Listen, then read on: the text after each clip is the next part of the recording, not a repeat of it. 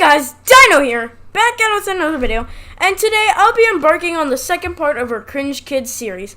Comment James Charles in the chat. Don't forget to like and subscribe. Turn on post notifications as you will be informed when the next video will be uploaded. Joining me today is special guest Dawson, also referred to as Diego in the previous episode.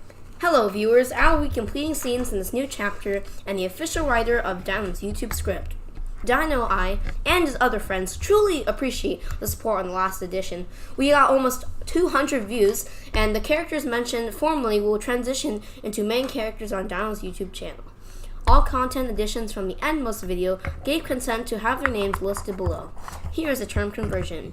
Dawson was Diego, Aiden was Samuel, Miss Milan was Miss Emily. The Cringe Kid's name is unfortunately undisclosed.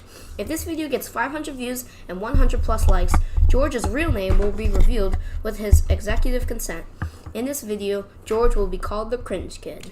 Alright fans, let's jump into the video. Dino Scott, rip in the chat, boys. In this assortment of short anecdotes, Pablo and I will be sharing personal stories full of mirth and laughter. Some of these are simply awkward. The first cringe scene introduces a new character whose actual name is Jackson.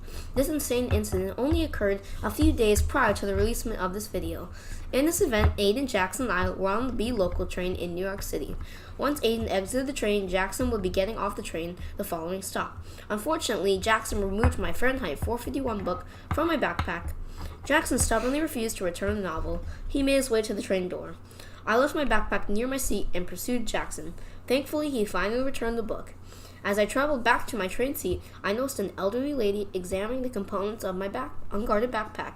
Personally, I own a laptop computer. I was worried that she was potentially stealing my belongings. She noticed my presence and quickly pulled back her hand. I interrogated witnesses at the scene. They stated that she took no items visible. After this, I simply left to a different train car. I'm not one to make accusations, so I simply paid the potential thief no attention. Don't get me wrong, Jackson is a great person and my best friend. No hate against him.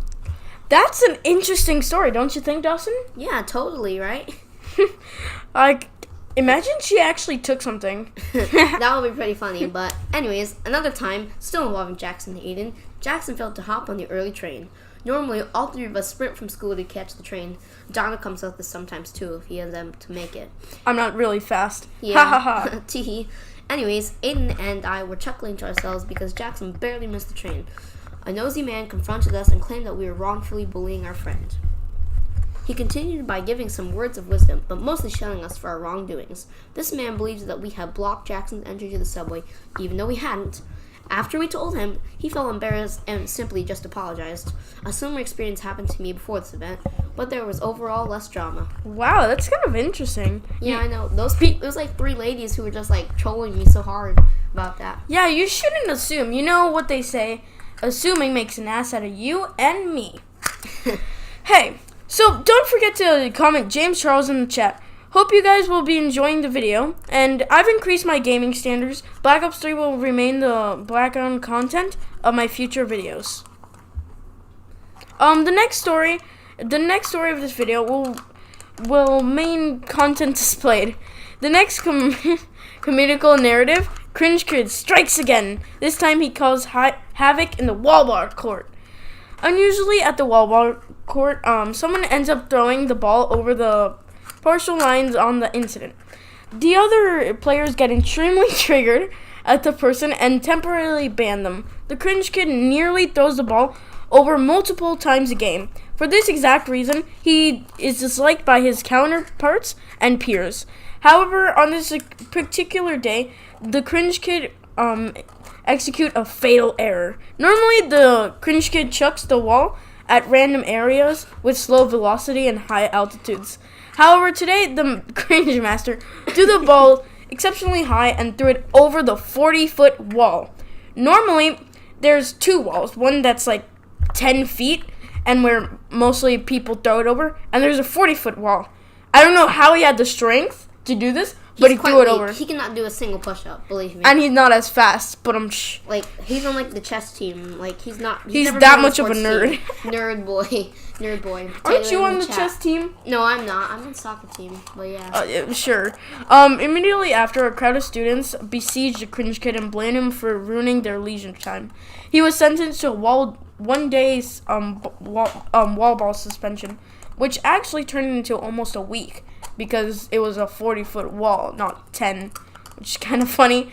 And he was scorned for his actions. There's another story that, well, this happened to me and my cousin. So cousins, my family's super big. I have like 90 cousins. So we're pretty much at this hotel. I don't know why, but it's like our family road trip. So what happens pretty much is that my uncle says that we're boring and we don't want to do anything except play video games on our iPads and stuff. So he took away the Wi-Fi. And then he's like, do something that's actually cool and prank each other. Do something you like that's not play on internet, you know? But then we were able to come up with something that was both, I guess, pretty cool and more like a prank. So pretty much what happens is that we take down a painting from the resort and then start filling it with mustard, paint, and stuff. And even my cousin's dirty underwear with, well, poo, I tell you. He's like 9 or 7, 9 or 10. So I guess it's poop, I guess. I don't know why. So when my uncle come back, he tells us. So we're playing. It's just the story's so funny. It's kind of hard not to laugh. So we're pretty much playing with his shit.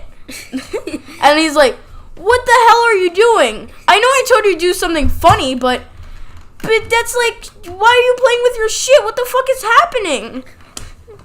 So pretty much, it's really funny that he pretty much went into the hamper and took out dirty laundry with poop in it and rubbed it all over the painting. So my uncle's like, what the hell is wrong with you? Some are you like 14, 15? So we tell him, well, didn't you say we should do something actually important? And he's like, he kind of gets mad at us, but in the end, he kind of agrees with us. The most funny thing is that the painting was a picture of a woman, so we rubbed it all over her mouth.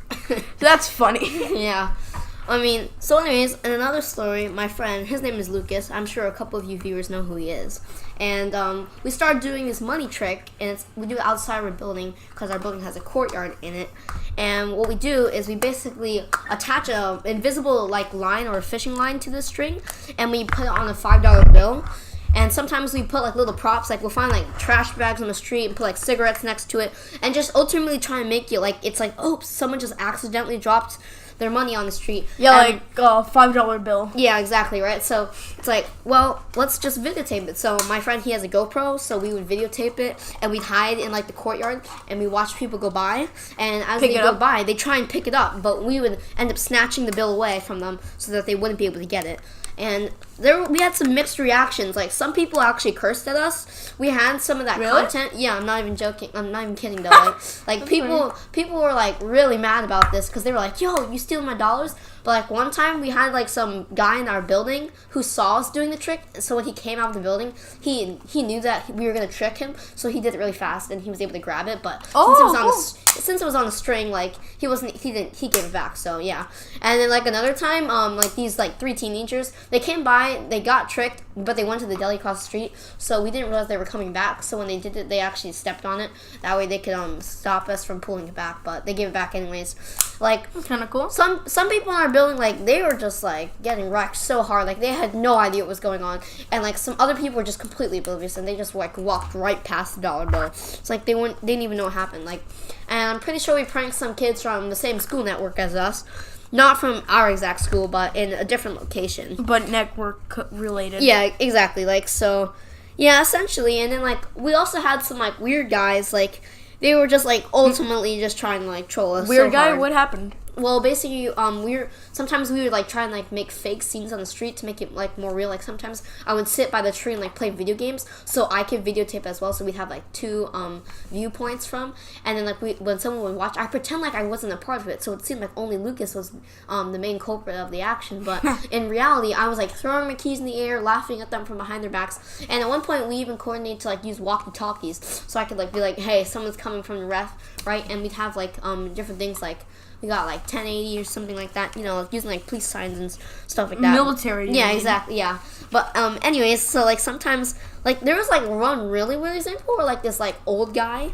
We were like playing soccer on the street, but we were doing this trick, and like he would basically what happened was he was like looking at us like playing soccer, and he was walking really really slow. Like, don't get me wrong, this guy was like really stupid. He walked down our block. Took him 20 minutes. He sounds like a pedophile. Yeah, slightly. He's like watching us the whole time. Okay, yeah, that's a pedophile. Yeah, totally. Right. So when we were passing the ball, he was like staring at us, and then like when the ball rolled to him on accident, he like couldn't kick it whatsoever. So then he finally saw the dollar. I don't understand. Like, he's that stupid. He didn't see $5 on the ground. And he goes to pick it up, and my sister, who was helping us in on the prank that time because we were both standing outside, pulls the dollar away, and he's like, oh, and then he's like completely confused. So he keeps walking down the street, and then he turns back and looks at us. So I assumed he wanted to play with the ball. So I pass him the ball, and then he's like so stupid that he literally kicks into the street, and he falls. I'm not even kidding. He falls into the street. Like, he falls like on the sidewalk. Like, it's the stupidest thing. And the worst part of all is that he kicks the ball, and it goes underneath the car, right? So I'm like, oh my god, you gotta be kidding me. But like the street around there is like slanted, so it's like it twists all the way, and like it gets on the street, and a car runs over. I'm like, you gotta be kidding me. A car runs over? Yeah, a car runs over. I'm not even kidding. I feel sad for you. That's a true story. Like, no joke. And no joke, no scam, no boys. joke. That's not a scam. Like, he actually did that. Boys. And the worst part was he is like thug life all the way, because he said this like little phrase that's like thug life 3.0, like over the top. He's like, at least I tried, and then he turns away and starts walking down the street. I feel bad for you. The worst part though is that this guy was like must have been mentally ill or something, because he turned around and then he started walking down our street again. What? Like must have been mentally ill. No, he's pedophile. No, well, he's such a pedophile, because he was like that, and he like walked across the street, and then he walked in the exact same direction he just came from. It's like so stupid. So yeah. Pedophile. Especially if there were kids, you know? Yeah, so don't forget to like and subscribe, guys. Hope you enjoyed this video. It was longer than last time, but that's okay. We got in some good action-packed content in there, and here's from Dino. So, thank you for watching. Please like and subscribe, just like my buddy Dawson did. Yeah. Other than like and subscribe, comment James Charles and help me feed my children. Thank you, and bye-bye.